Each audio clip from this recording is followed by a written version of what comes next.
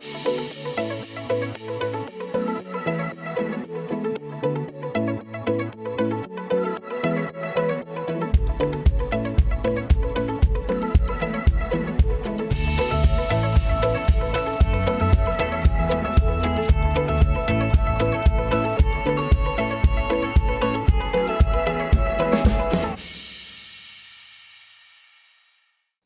que la mañana de hoy ha sido tremendamente rica y tal vez si uno tuviera que hacer un balance, yo diría, en términos de interrogante, ¿qué decir?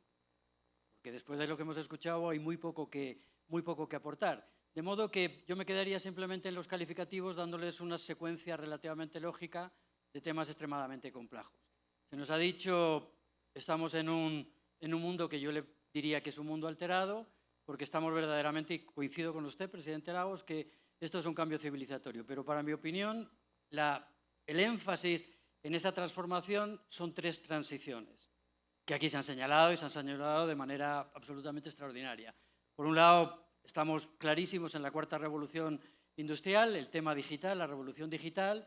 En segundo término es la revolución, llamémosle así, si somos capaces de hacer la transición energética, pero fundamentalmente es la gran amenaza del cambio climático y finalmente es la transferencia de poder, riqueza de Occidente a Oriente.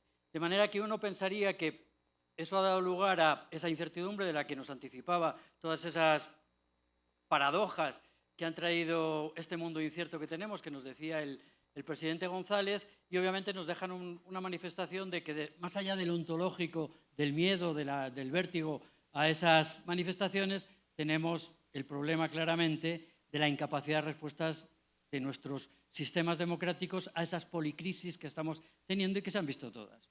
La climática, energética, el tema sanitario, el tema financiero, ahora inflacionario, el tema migratorio, es decir, podemos poner puntos suspensivos. Pero en definitiva lo único que nos dejan es esa incapacidad de respuesta, no solamente en cuanto a principios y fundamentos, pero entre la cartografía, la maquinaria institucional de nuestros regímenes políticos para dar respuesta a todas estas crisis. Entonces, yo le voy a dar la palabra ahora a la profesora Loaiza, a los efectos de que ella nos ponga los términos y tratemos de calificar un poco desde el punto de vista de cuáles son uno de esos, llamémosles, principios, normas que están siendo erosionadas, que están siendo cuestionadas, que están siendo deslegitimadas, que eran los fundamentos de la legitimidad que teníamos en nuestros regímenes democráticos. Y ya le doy la palabra, profesora, porque la realidad es que si uno lo piensa, teníamos las formas clásicas que era, y además me ha encantado lo que ha dicho el presidente González esta mañana, porque no solamente cómo se accede y cómo elegimos el poder, es decir, el cómo, el procedimiento que son las elecciones, sino cómo hacemos la alternancia. Si lo que sucede en ese mandato de gobierno no nos gusta. Y lo segundo es el ejercicio, el qué, la substancia de nuestros regímenes democráticos, es decir, qué posibilidades tenemos de que den resultados que cambien nuestra vida o que nos protejan de todas esas incertidumbres que estamos viendo. Creo que, profesora, si uno mira los tres hitos, tenemos Weber, que nos dijo que las formas que migraban de legitimidad democrática eran el apego a la norma, a la legalidad, el apego a la tradición y esa santidad heroica que decía el presidente Leonel, esa legalidad, esa legitimidad carismática, pero aquí nos ha mencionado, y me gustaría hacerlo, nos ha mencionado un paso intermedio hasta que llegue a Rosamballón, que lo voy a hacer en 30 segundos, que se llama Habermas. Porque Habermas nos dijo que nuestras democracias tienen un deber moral. Y al deber moral, a todas estas políticas de Estado que hemos estado hablando hoy, que son absolutamente imprescindibles y necesarias, este deber moral habermasiano, yo creo que nos hace pensar en algo que es extremadamente importante, presidente González, en lo que usted nos ha dicho también esta mañana, y es en la necesidad de que pensemos que el requisito para la legitimidad tiene que ser el diálogo comunicativo que él llamaba, tendiente ¿a qué? A un consenso, a un entendimiento mutuo en la convivencia, que se llama simplemente que ese deber moral del Estado es el bien común y el interés general. Y finalmente Rosamballón nos dice, presidente Lagos, de nuevo las instituciones, estoy tratando de hacer una síntesis de todo lo que he aprendido esta mañana, las instituciones son lo que importan en esta frontera de la legitimidad. ¿Por qué? Porque tienen que ser independientes, porque tienen que ser reflexivas y porque nos llevan claramente al tema de la proximidad en estas sociedades cambiantes y más individualizadas, el vínculo. Y las crisis son, obviamente, la representación política, el tema de la participación y, finalmente, el liderazgo político. Habiendo hecho esta introducción, y perdonen que me haya alargado un poquito más, profesora, le doy la palabra con muchísimo gusto.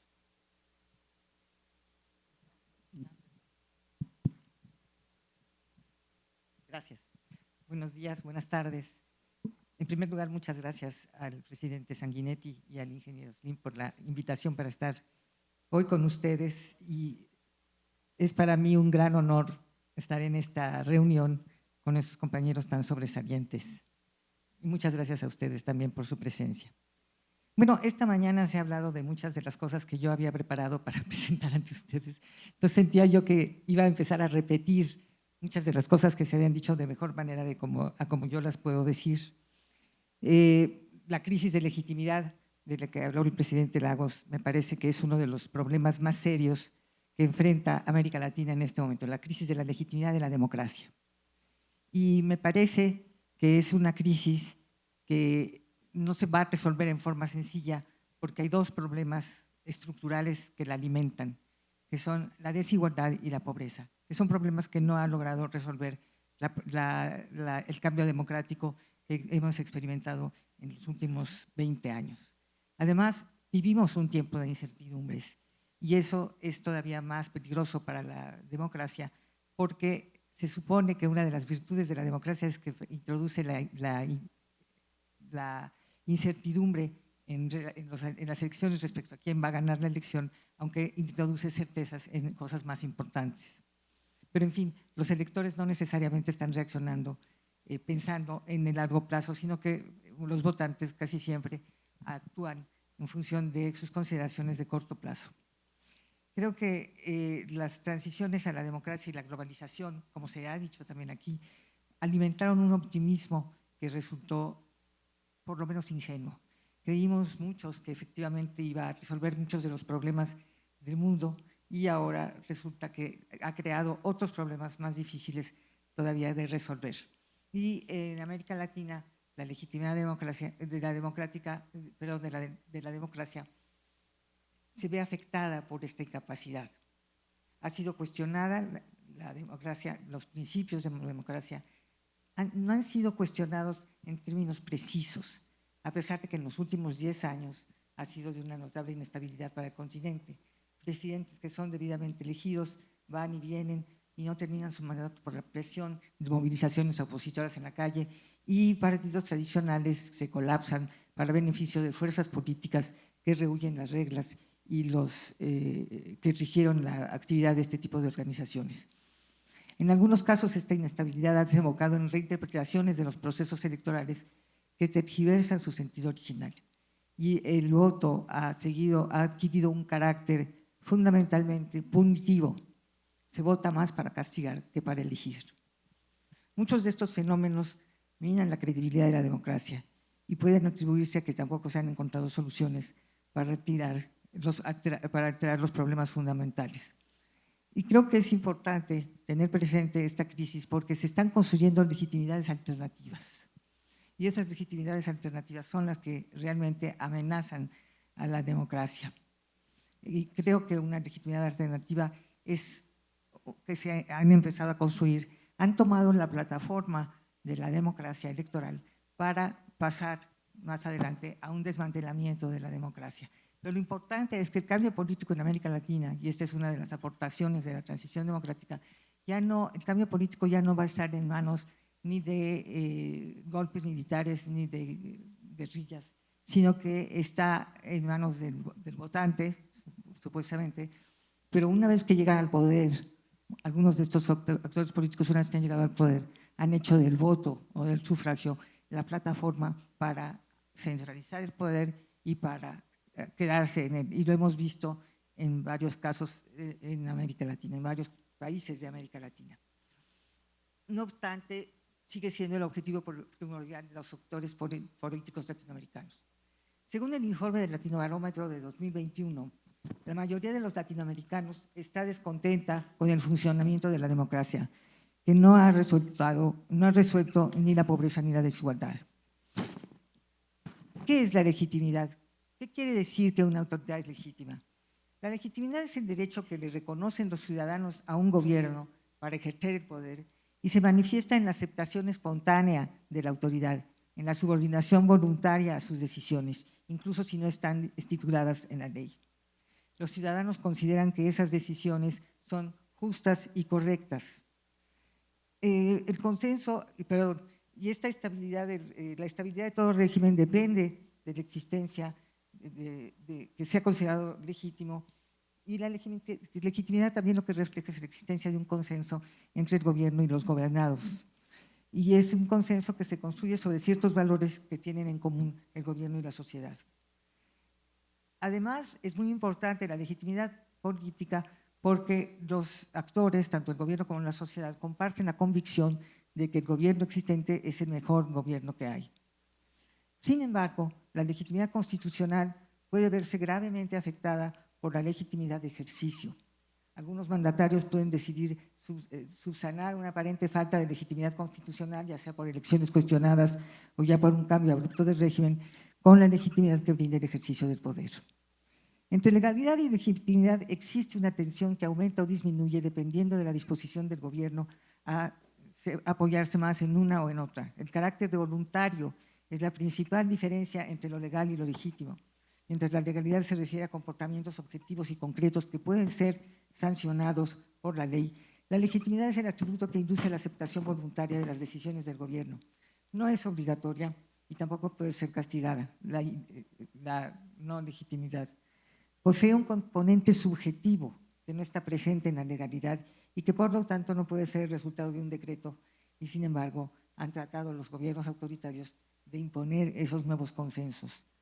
Madame de Staël consideraba que un gobierno que buscara crear una nueva obediencia por la fuerza o imponer el consentimiento sería infinitamente más tiránico que el simple despotismo. Y hemos visto que en América Latina hay gobiernos y ha habido gobiernos que han intentado imponer y hablan de su gobierno, de su legitimidad como una legitimidad de consenso, cuando sabemos que no es así. Un caso paradigmático de la fuerza de la legitimidad frente a la legalidad es el llamado al 18 de junio de 1940 del general Charles de Gaulle, que sin tropas ni armamento logró imponerse al Estado francés, que se había rendido a las tropas alemanas, como líder y como representante legítimo de una Francia libre que él se inventó y que dejó de ser una ficción hasta 1944, cuando fue una realidad.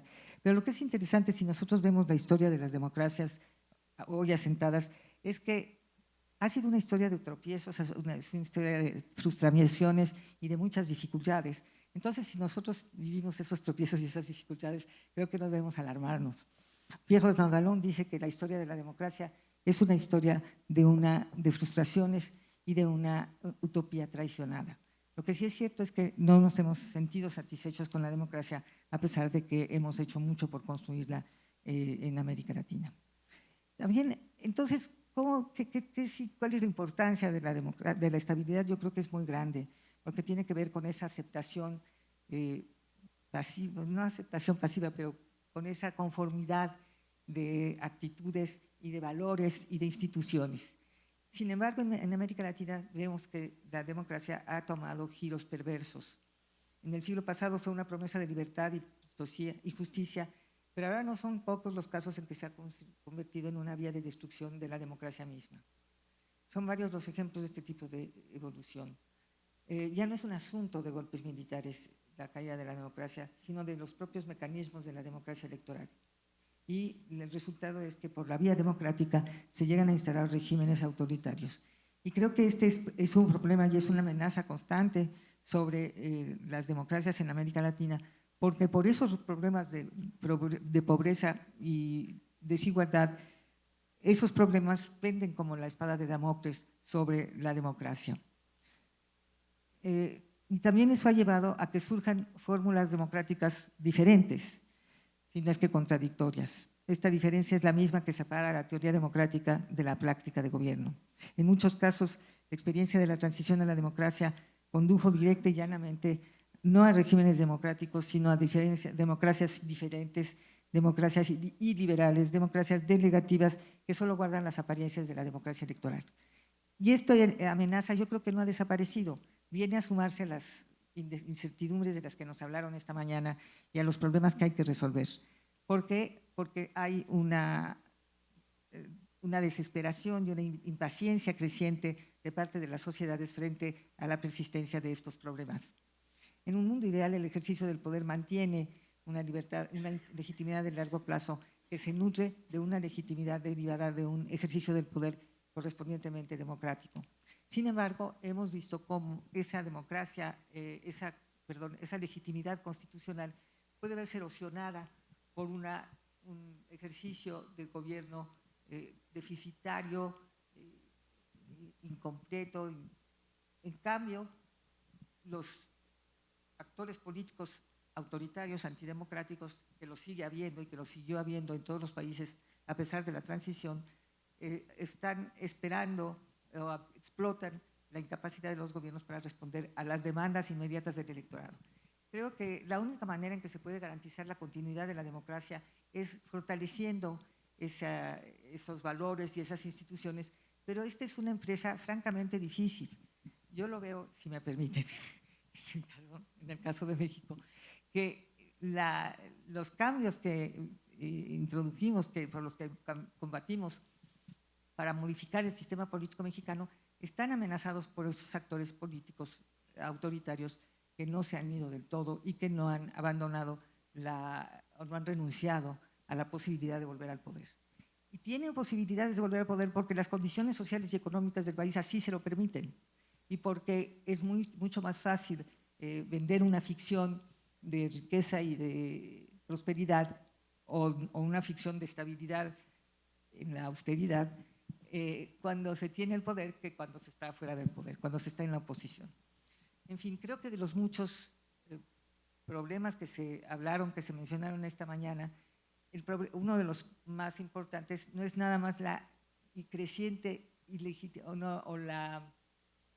la debilidad de la legitimidad de la democracia, sino la amenaza de una legitimidad alternativa. Y eso hasta ahora no ha aparecido, aunque se está fortaleciendo.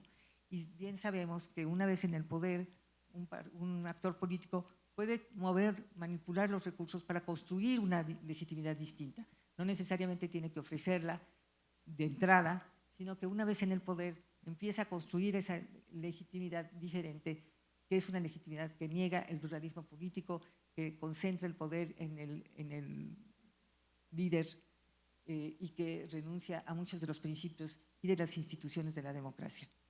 Por consiguiente, creo que la lista que escuchamos tan brillantemente expuesta por quienes me precedieron en la palabra de los problemas de los países, de los problemas del futuro y de los de América Latina en particular, hay que añadir el de la posibilidad de que reaparezca o que aparezca una legitimidad distinta, alternativa a la de la democracia. Muchas gracias. Muchísimas gracias, profesora Loaeza, por traernos para el debate estos viejos y nuevos, estas aporías, esas disfuncionalidades que tienen nuestros regímenes democráticos y darnos también algunas pistas de entrada de cómo, y esta es tal vez un comentario para tu presentación, Sergio, que sé que nos vas a hablar del tema de Brasil, el preguntarnos si precisamente esto que mencionaba la profesora, si estamos en esa vía, en esa senda, en ese camino irreductible de que las sociedades mueren por razones democráticas, nuestras sociedades democráticas mueren por razones democráticas, es decir, que si, como también nos ha dicho la literatura, estamos en ese camino absolutamente inescapable en el que vamos a tener democracias iliberales, vamos a tener democraduras o simplemente vamos a tener autocracias con alguna tipología de, en este caso, falsa legitimación democrática. Brasil creo que es un ejemplo absolutamente maravilloso para tratar de demostrarnos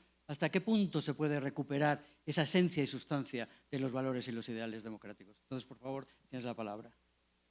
Antes de contestar tu pregunta, déjame agradecer la invitación al presidente Sanguinetti, la acogida en México al ingeniero Slim.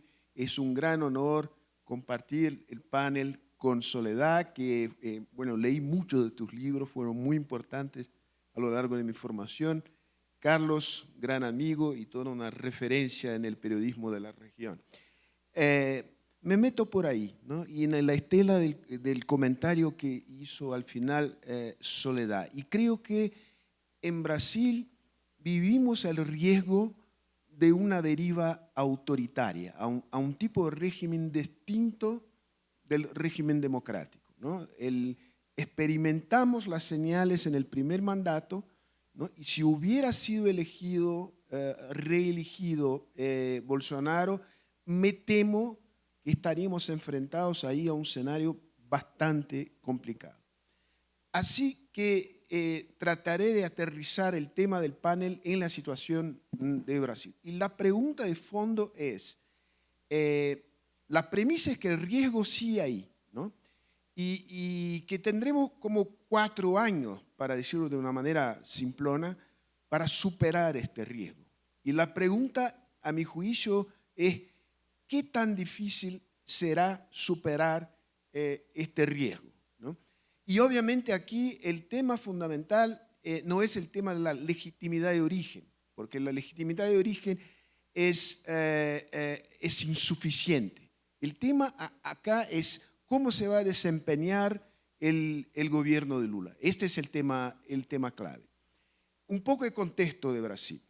Vivimos una década de estancamiento económico. En términos per cápita estamos hoy donde estábamos 10 años atrás. Una sociedad cabreada, ¿no? Hubo mucha movilidad social ascendiente desde el Plan Real y sobre todo en el periodo de los gobiernos Lula. Esto se revertió brutalmente. Entonces, sectores medios, no es solo que aumentó la pobreza, ojo, los sectores medios muy cabreados. Y no hace falta decir que estamos enfrentados a una situación internacional que no es de las más amigables, ¿eh? Desde el punto de vista económico y geopolítico. Muy bien, este es el telón de fondo. Añadir que Lula ganó por el margen más estrecho de toda la historia electoral de Brasil, en toda su historia.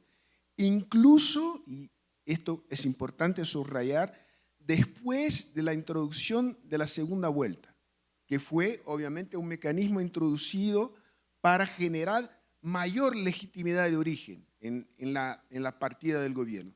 Ganó por un margen de poco más de 1 punto porcentual. Ganó sobre todo porque tuvo una ventaja muy holgada en los sectores populares. Perdió en los sectores medios, perdió entre las élites, perdió en las regiones más dinámicas del país. O sea, tenemos ahí, desde el punto de vista de la sociología política, un desafío no menor.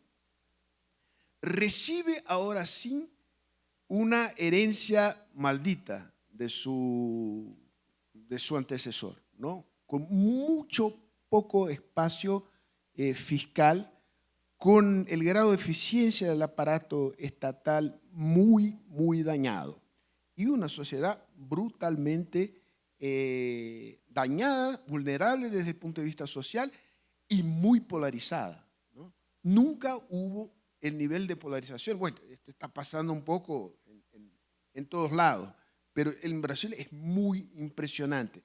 Relaciones familiares rotas, ¿no?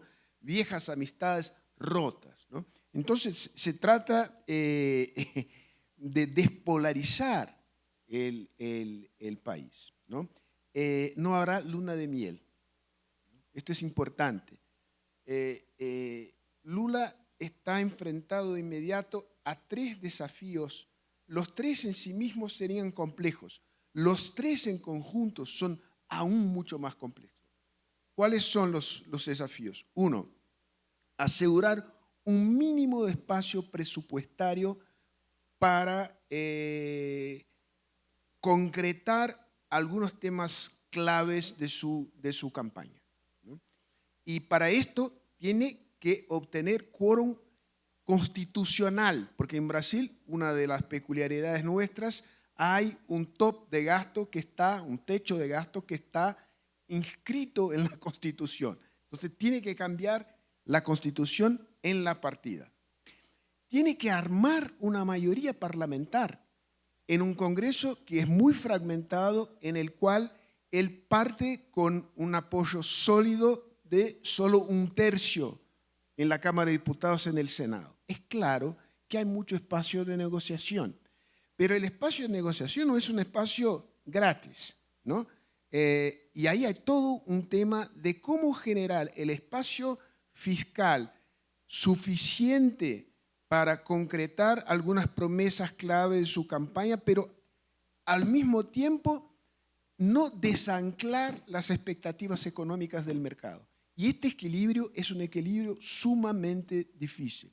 Y ya se nota la tasa de interés de Brasil del mediano y largo plazo ha subido mucho desde que ganó Lula. Y no por casualidad, ¿no? Porque Lula ha dado declaraciones que son declaraciones, a mi juicio, poco cautas y sabias en este sentido.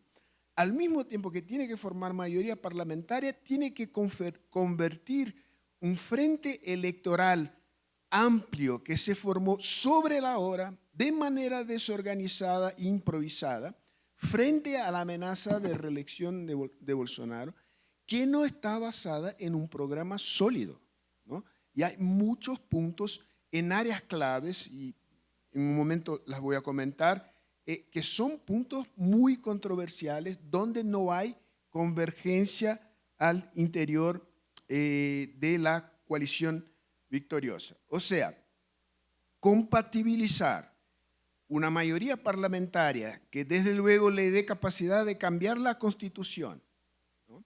De una manera que sea, que le dé espacio fiscal, pero al mismo tiempo que no desancle las expectativas. Formar una mayoría parlamentaria que le dé sostén parlamentario a lo largo de los 4 años, pero que le permita también formar un gobierno que no sea un gobierno de alianza de todos con todos, de supermayoría, ¿no? Que le dé holgura en el Parlamento, pero que esto resulte en desmedro de la imagen, de la eficiencia y la consistencia del gobierno. No es un desafío menor, ¿no? Lo que veo y veo con preocupación es que en este periodo de transición se formaron 31 grupos temáticos con más de 300 personas involucradas, ¿no? Hay un riesgo de un asambleísmo al inicio del gobierno que me preocupa, ¿no? Me preocupa frente a los desafíos que el gobierno tiene que enfrentar. Muy bien. ¿Tengo más 5 minutos? Muy bien. Segundo paso, ¿no? Hacer un gobierno eficiente juntando gente que muchas veces no tiene la misma trayectoria y no comparte los mismos puntos de vista. Hay que desmilitarizar el gobierno, ¿no? Porque el gobierno fue brutalmente militarizado por Bolsonaro. Al mismo tiempo que hay que prestigiar las Fuerzas Armadas como institución. ¿Puede hacerlo? Puede hacerlo. ¿Es un desafío menor? No es un desafío menor, es un desafío, yo diría, novedoso en el proceso Tuvimos este proceso al inicio de la transición, en el primer gobierno democrático, pero después de esto nunca estuvimos enfrentados a este tema. Muy bien, hay que despolarizar la sociedad brasileña y reconquistar algunos terrenos claves desde el punto de vista para el sostén político de largo plazo del gobierno. Sectores medios, grupos evangélicos muy conservadores, ¿no? y que están muy activos. Es fundamental hacer esto para como que erguer yo no diría una muralla china a la extrema derecha, pero para frenar la extrema derecha, que está fuerte, tiene un sistema de comunicación tremendamente fuerte, estructurado, y va a hacer una oposición feroz al gobierno. La economía, estúpido, ¿no? si esto no va bien, todo se va mal, ¿no? Pese a las esperanzas nuestras. Y todavía no está claro cuál será la línea del gobierno en temas que son temas claves. Régimen fiscal, papel de las empresas y los bancos públicos. Ahí toda una concepción de cuál es el modelo de desarrollo, ¿no? Y política externa en el campo económico, ¿no? Política comercial y de inversión. No puedo profundizar esto, pero son temas controversiales, no menores. Hay poco tiempo para sentar un consenso, o por lo menos un acuerdo, ¿no? Lula tendrá que al final arbitrar todo esto, ¿no? No es poco. Hay una gran oportunidad, que es la oportunidad de que Brasil se vuelva, de hecho, asuma un liderazgo en el tema ambiental, en el tema del cambio climático en particular, y que eso se constituya en un eje de desarrollo del país, haciendo el país una potencia ambiental. En este aspecto, que no es un aspecto menor, estoy más optimista, porque Lula internalizó el tema ambiental. Y en este caso es muy curioso, la ex ministra Marina Silva, con quien estaba peleado, ¿no? Que se juntó a él en segunda vuelta. Creo que él internalizó y fue la única alianza que estuvo basada en algún compromiso programático. Hay cuadros que son cuadros de mucha calidad, ¿no? Y creo que ahí el gobierno tiene un activo sumamente importante. Hay que trasladar esto a varios lados, a la política externa, ¿no? Que no puede ser la misma que fue en sur-sur del océano, porque todo cambió, hay centralidad en el tema climático. Me imagino que ahí sea una gran oportunidad. Y hablando de metas, es claro que Brasil es complejo y una meta no alcanza, pero si yo hubiera que elegir una meta, ¿no?, para promover una convergencia en el país, sería, bueno, que Brasil convierta la descarbonización, la transición a una economía en una gran oportunidad de generación de ingresos, de proyección internacional y de empleos de calidad. Easier said than done, mucho más fácil decir, y no tendré tiempo para profundizar todo el tema complicado que es readquirir control sobre el bioma amazónico, donde hubo una penetración del crimen organizado en los últimos 15 años, pero que se profundizó en los últimos 4 años, muy complicado y preocupante. Bueno, termino por acá para decir que, pese a todo, estoy cautelosamente esperanzado, pero es un desafío enorme y estamos frente a un parteaguas. Y me temo que si el gobierno no logre éxito, el riesgo no solo de que vuelva la amenaza de un régimen híbrido de algún tipo, pero de que Brasil se meta en un plan inclinado, ¿no?, donde el desafío no será superar la trampa del ingreso medio, pero será aguantarse en la trampa del ingreso medio, ¿no? Así de desafiante veo el escenario en Brasil. Muchas gracias. Bueno, pues muchísimas gracias.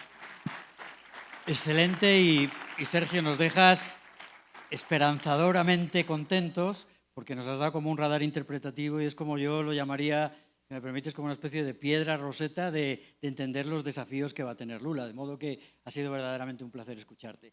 Y bueno, si yo estaba feliz, ahora estoy mucho más feliz porque, querido Carlos, o sea, poder interrogar al interrogador, o sea, es una cosa que además no estaba en el guión porque yo supuestamente no iba a preguntar, iba a hablar, pero viniendo de Argentina, tal vez, obviamente, los puntos de entrada para tu presentación, yo sé que lo tienes muy matizado y con la capacidad de análisis que tienes nos vas a enriquecer a todos, pero tal vez 3 preguntas muy improvisadas.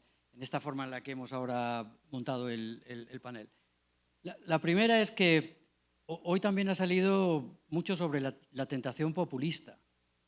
Y efectivamente voy a cambiar el término simples, porque si me equivoqué, presidente González, es así, pero la realidad es que ahora tenemos algunos candidatos que vienen a Argentina que pintan un panorama de seguramente algunas, lo conocemos en el orden populista, que son las respuestas redentoras o milagrosas, ¿no?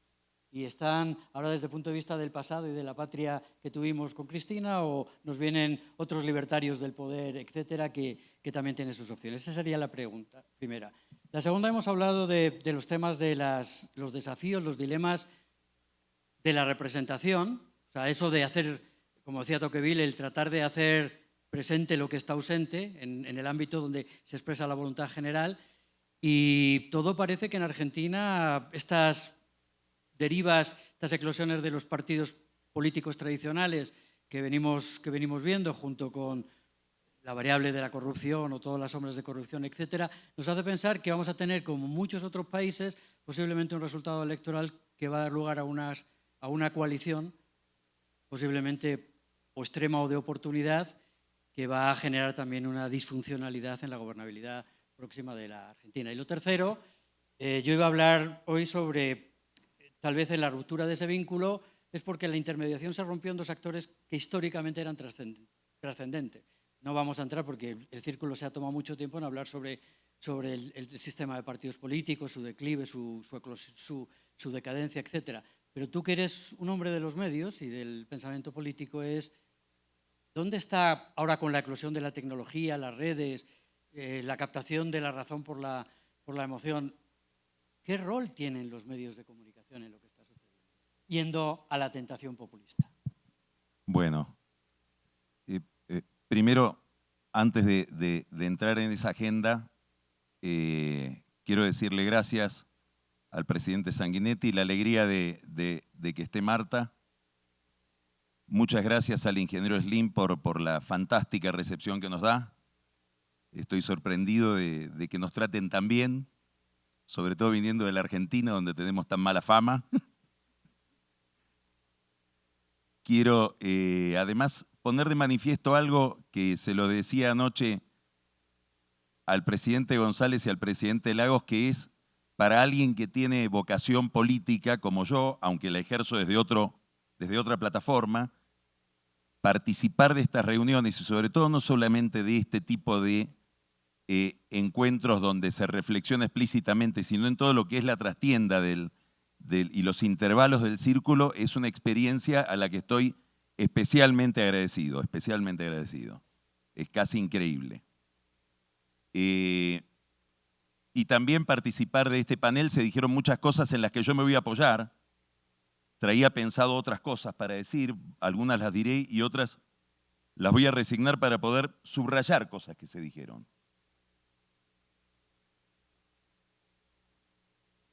María Soledad hizo un planteo muy general donde dijo algunas cosas que me parece que pasaron que pueden pasar inadvertidas, que son muy importantes y alentadoras. Y bueno, y Sergio planteó muy claramente una agenda brasileña que tiene aires de familia con la agenda general de América Latina. Entonces me gustaría hilvanar todo esto y en ese horizonte poner las cuestiones argentinas, porque se parecen en alguna medida también a un proceso general. Primero, el mensaje alentador. Casi al pasar, María Soledad dijo, bueno, se ha resuelto la forma se ha sustituido una forma de resolución de conflictos, que era el golpe militar, por esta otra, que es de manifestaciones donde caen gobiernos, pero son gobiernos que son reemplazados dentro del marco constitucional. Lo dejamos pasar como algo, o corremos el riesgo de dejarlo pasar como algo liviano, y es una novedad de primera magnitud, si uno mira la historia en la larga duración. Es decir, nos da una palanca enorme para el optimismo, saber que nos hemos curado en América Latina, también a espejo de España, del drama de la intervención militar y la ruptura, ya no de la legitimidad, sino de la legalidad. Y esto fue algo que padecimos a lo largo de 70 años. Y esto lo tengo que decir especialmente acá, porque estamos delante, no me canso de repetirlo, de políticos en una época en que hablamos tanto de la crisis de liderazgo, de políticos exitosos en ese trabajo. Es decir, no es para nada gratuito para nosotros, o al menos para mí, poder mirar a quienes tengo en la primera fila, que son personas que tuvieron un papel determinante en la resolución probablemente del principal problema histórico que teníamos, que era realmente el problema de la legitimidad. Este es un problemita de legitimidad al lado de aquel otro. Y logramos resolverlo. Y estas figuras que tenemos acá, después me voy a referir a esto al final, tuvieron un papel preponderante, estelar en ese proceso. Estamos en todo lo que se dijo, si uno lo escuchara con atención flotante, sin detenerse en los detalles, estamos en una crisis demasiado larga. La duración es esencial al fenómeno social. Digamos, una crisis puede ser muy intensa por su impacto, por su dramatismo, pero también puede ser muy corrosiva, aunque no sea tan dramática, tan profunda por su duración. Estamos ante una crisis demasiado larga. En la Argentina lo vivimos, son más de 10 años de estancamiento, pero cuando hablamos de Brasil pasa lo mismo. Y cuando escuchamos al presidente Sanguinetti, o escuchamos a Felipe González, o escuchamos ya lo que nos dice el presidente Lagos, es una crisis muy larga que se inscribe dentro de un problema civilizatorio que para mí está en el corazón del problema del liderazgo y de la legitimidad democrática, que está absolutamente ligado al planteo de Carlos Slim. Hay una crisis en una institución central civilizatoria que es el trabajo. Por distintas maneras, en Occidente aparece el problema del trabajo. En América Latina de una manera, en Europa de otra. Pero Slim decía, vamos a tener que inventar algo, nuevas profesiones, etcétera, porque podemos tener un enorme progreso material sin que eso se traduzca en términos de trabajo. El trabajo no es una forma de ganar dinero solamente, es una forma de insertarnos en el mundo colectivo, es una forma de obtener estima por la mirada del otro, es una forma de realización personal. Si a mí en el diario donde trabajo me dijeran, te vamos a pagar 3 veces lo que te pagamos, pero no escribas más, me pegaron un tiro en la sien. Bueno, eso es lo que está en crisis. Entonces es absolutamente razonable que haya una crisis de la política. ¿Por qué? Porque la legitimidad, es cierto, se constituye sobre la base de un pacto básico, que es un pacto no de contenidos, sino de reglas. Pero algún pacto de contenidos tiene que haber. Algún consenso ideológico de que lo que creemos que nos ofrecen realmente nos lo ofrecen, debe haber. Y en una crisis tan larga, inscripta en una crisis de este orden, Slim empezó hablando del neolítico y el paleolítico y se parece bastante por el nivel de instituciones a las que afecta y el modo de vida al que afecta. Bueno, es obvio que vamos a tener una crisis de este tipo que afecta a la legitimidad y que desafía muchísimo a la política. En América Latina, esto que estamos viviendo se corresponde, lo dijo indirectamente Sergio, al reflujo de lo que Sanguinetti denomina, con una palabra que me parece extraordinaria, porque es muy justa, la bonanza. La bonanza no es el progreso, la bonanza no es la prosperidad, la bonanza es algo externo, es una ola que me levanta y después me puede bajar. Tiene poco que ver con el mérito, tiene más que ver con el contexto. Y bueno, hemos vivido una bonanza que fue desde el año, algún momento del 2003, algún momento del 2013, y estamos viviendo el ajuste de eso. Esa bonanza los distintos países la aprovecharon de distinta manera. En Chile, como son ellos, se pasaron de vuelta con el ahorro, fondos anticíclicos, etc. En Bolivia hicieron infraestructura. Nosotros, ¿qué hicimos? ¿Qué podemos hacer? Nos la gastamos en gasto corriente. Ahora, este reflujo de la bonanza tiene un impacto político enorme por algo que dijo Sergio. Sergio dijo, aquellas clases medias, en alguna medida, cuando escuchábamos en el optimismo de los primeros años 2000, la creación de nuevas capas medias en América Latina, bueno, dejaron de ser clases medias y volvieron a ser pobres. No es lo mismo un pobre que no entró a un pobre que entró y salió. No es lo mismo ser pobre cuando uno ya probó que cuando uno todavía no probó, porque el nivel de frustración política y de desalojo que siente el ciudadano es muy distinto. Y nosotros en la región estamos viviendo eso, estamos viviendo el desalojo de un lugar que vimos, por lo menos desde cerca, en grandes masas de población. Yo creo que la duración de la crisis, a la que se le agrega ahora un problema, quiero destacar una idea nomás de esto, que es el problema de la inflación. Yo vengo de un país donde la inflación es lo habitual. Para un europeo, hoy la inflación es lo excepcional. En Brasil baja la inflación. Cuando uno mira los comportamientos de la opinión pública respecto de un líder o de un gobierno, niveles de popularidad, de aceptación o de rechazo, esa curva que sube y baja, mira los niveles de adhesión electoral y superpone la curva del salario real, son calcos, son paralelas idénticas. Obviamente que estoy tratando de buscarle una solución sencilla, simple, a un problema complejo, que es qué es lo que determina el voto. Pero si tuviéramos que elegir un tema, el comportamiento del salario real es crucial. Entonces acá la inflación le agrega o sobredetermina un problema, que es que la gente ve que la plata le alcanza menos y bueno, y atribuye lógicamente eso a la política económica y a la acción del gobierno, aunque haya problemas de contexto que no tienen que ver con la acción del gobierno. Cuando estuvimos en la oficina de Fernando Henrique, ni bien llegado Bolsonaro, yo le pregunto, ¿y cómo va a ser todo esto? Y me dice, mira, depende de la tasa de interés internacional y del precio de las commodities. Básicamente de esas dos cosas. Pero la gente lo atribuye al gobierno. Entonces, en este panorama, donde hay muchos factores de largo, mediano y corto plazo que erosionan a la política, estamos viendo algo que para mí es inquietante y que me hace pensar si no estábamos mejor con la maldita polarización.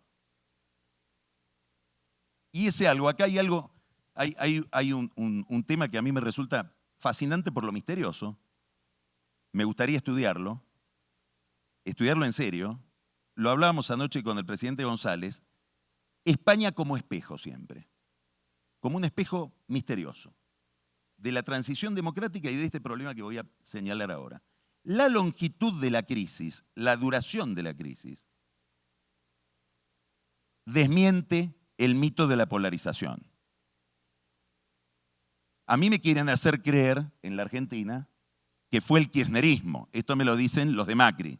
Y los de Macri me dicen que fue, los de Kirchner me dicen fueron los de Macri. Ahora, cuando la crisis dura 10 años, yo digo, me parece que me están engañando los dos, porque tienen el mismo problema por delante y ninguno de los dos lo resuelve. Esto pasó también en España. Si uno mira retroactivamente los gobiernos que se encontraron con situaciones económicas absolutamente ajustadas en España, bueno, llega prácticamente hasta Aznar. Entonces, la construcción mental o la explicación por la cual esto se debe a que hay un malo y un bueno y todo el bien está en un lado y todo el mal en el otro, empieza a ser ineficiente y empieza a haber una sospecha respecto de toda la clase política. Y ahí empieza el problema, que es la radicalización. Hoy no tenemos solo polarización, tenemos un flujo de votos que se va hacia la izquierda, radicalizada, y otro flujo de votos que se va hacia la abstención, y otro flujo de votos que se va hacia la derecha, que es el fenómeno Milei que vos señalás en la Argentina, que tiene aires de familia con Cast o con Vox. Esto lo vemos en España, eran 2 y ahora son 4, esto lo vemos en Chile, y empezamos a ver que el progreso es una cuestión de la vida material, de la vida científica, pero no necesariamente de la política. Puede haber retroceso político. Yo creo que estamos ante un retroceso político. Creo que estamos en un retroceso fenomenal en Brasil. Y ese retroceso es que el no PT, la sociedad no PT, fue reemplazada en su liderazgo por algo virtuoso como era el Partido de la Socialdemocracia de Cardoso, por esta bestialidad de Bolsonaro. Bueno, es un dato, es lo más importante de la elección de Brasil. No es que perdió Bolsonaro, sino que fue reemplazado el liderazgo de las clases medias por algo fascistoide. Es decir, hay un proceso de fascistización, también en la Argentina. Entonces, esto genera un problema de distinto tipo. Primero, es malo en sí mismo, desde el punto de vista axiológico. Segundo, tiende a la fragmentación. Yo espero que en la Argentina las fuerzas políticas no se fragmenten, pero pueden fragmentarse, porque además se fragmenta como espejo. Especialmente en los países donde hay balotaje. Porque si el otro se fragmenta, yo con 25 entro. Y esto es lo que pasó en Chile. Entonces, entro con 25, con las promesas a mi público radicalizado, pero para gobernar, como Lula, tengo que ir al centro. Tengo que ir a buscar a aquellos a los cuales venía a reemplazar y tengo que traicionar a los míos. Entonces, la radicalización me lleva a la fragmentación y la fragmentación me lleva probablemente a problemas serios de gobernabilidad. Entonces, acá estamos frente... A ver, les podría dar, solo para poner números, Ecuador, hablo de números estrictos, no alianzas. Ecuador, el presidente tiene 13 diputados sobre 137. Chile, 37 sobre 155. Perú, 16 sobre 130. Colombia, en el Senado, 20 sobre 108. En diputados, 28 sobre 188. Brasil, 80 propios sobre 513. Bueno, así hay que gobernar frente a esta agenda de problemas. Entonces, estamos ante un gran interrogante, termino ahora, que es la política en el corazón de su legitimidad. Y el corazón de la legitimidad de la política es la capacidad de ofrecer certidumbres, y agrego algo, respecto del futuro. Es la posibilidad de tender a una narración creíble, que yo confíe en que me está llevando para el lugar donde me lleva. Y aquí es donde las redes sociales prestan un servicio catastrófico, porque el público que, como decía Ricardo Lagos, se informa en las redes sociales, acumula información, pero no tiene una narración de sentido. Twitter no me da sentido, me enloquece con más información. Y si el periodismo resigna su función y entra también en la polarización populista, bueno, se complica todo mucho más. Y esto es lo que está pasando si uno mira la prensa. Termino con esto. Estamos ante un problema con la política. Y las sociedades lo perciben y los políticos lo perciben. ¿Y dónde lo percibo yo? En que en la Argentina se puso de nuevo de moda Raúl Alfonsín. Aparecen biografías de Alfonsín, libros que estudian a Alfonsín, el juicio a las juntas. Ahora uno lee los diarios españoles y Pedro Sánchez lo va a buscar al señor.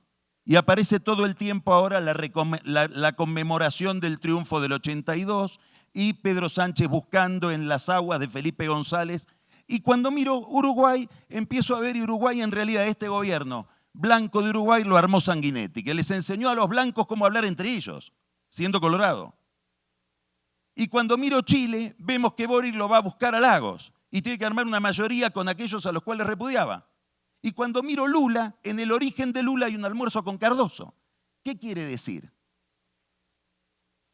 Esta es la crisis de los liderazgos. Estamos frente a tipos perdidos que están buscando en el origen. Me parece muy bien. Hay una vuelta al origen. Hay una vuelta al momento virtuoso de la democracia, al éxito que tuvieron ustedes.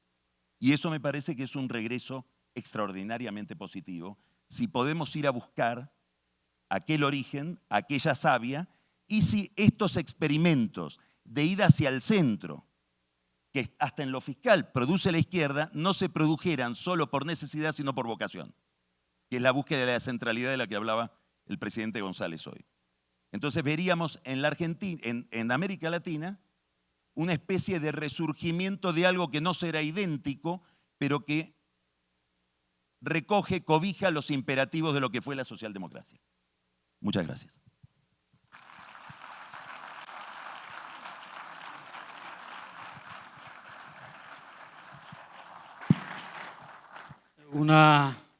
Realmente una maravilla y para finalizar, el hecho sería tal vez en un orden filosófico, porque cuando uno me ha tocado accidentalmente hoy hacer preguntas, no es el hecho solamente de cuestionar, sino que cuando tengamos respuestas, volvamos a cuestionar esas respuestas. Y ante los interrogantes que estamos teniendo en nuestras democracias, me parece que los puntos que habéis levantado durante el panel nos hacen pensar, y por supuesto toda la riqueza de los debates de los paneles de esta mañana, nos hacen pensar que efectivamente estamos en tiempos imperfectos. eso no cabe ninguna duda.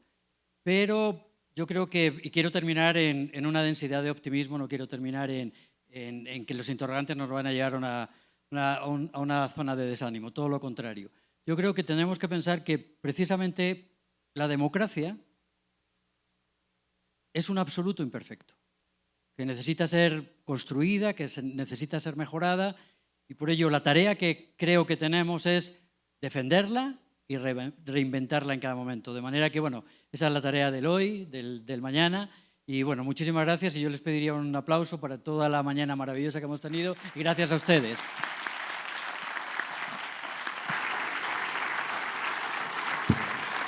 Muchas gracias.